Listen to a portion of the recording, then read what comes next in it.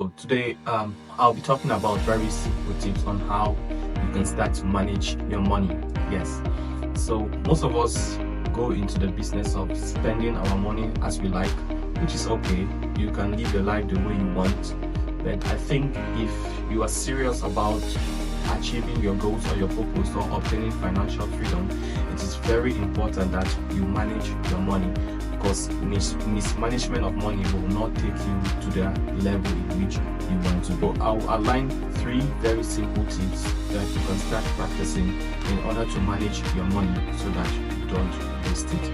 Number one, make sure before you go out, you do any major spending, make a plan. For example, if you are going out to buy groceries for the house, maybe for the week or for the month that you guys will be preparing for, it's very normal. You will sit down and write a list. And when you sit down and write the list, that means you are buying only the things that are on that list. So don't go out of that list. By the time you write down a list, that means you put down a fixed amount, and that is the amount you are going to carry to the market to buy the things you want to buy. And make sure you stick to that list. Even the Bible says that before a man builds a house, should he not sit down and count the cost of the house first before he goes into start building, lest he doesn't finish it and his enemies begin to mock him that, oh, he started building and couldn't finish. So you make a plan before you make any major expenses or spending.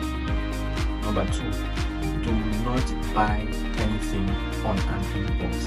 It is very important. Maybe unless the thing will bring more money. But if it is something that is not really handy or needed at the point in time, don't buy it on an impulse. Impulsive spending and buying is the major cause of most people mismanaging their money. So a very common example is when you go out with your friends and you go and see them off. Maybe they have planned to go and do their shopping, but you did not plan and you go along with them. So by the time they are buying and you're in the shop and you start seeing nice things, you as well dip your hand into your pocket and you start to buy when you did not plan. So avoid impulsive buying. They are the major cause of you mismanaging your money. It will not help you. Then lastly on the list, always differentiate your needs from wants.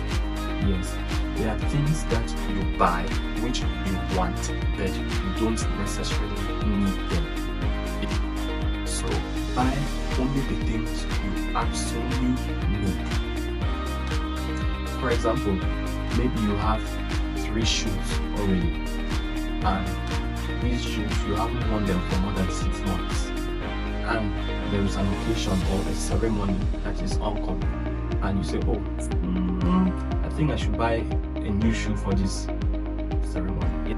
Maybe you are not the main man in the ceremony or in the occasion, you are just an invitee, and just because you want to look good and look nice, you just go and say, oh, let me go and buy a new pair of shoes, which you don't necessarily need. You can always take one shoe from those your 3 other shoes that you have. They are still fairly new, and wear one of them. So this is an example of you buying something which you just want it, but you don't necessarily need it. Differentiate your needs from wants. Put these 3 principles into practice, and you will see how your money will not be mismanaged anymore. Stay connected, click the subscribe and the follow button, and see you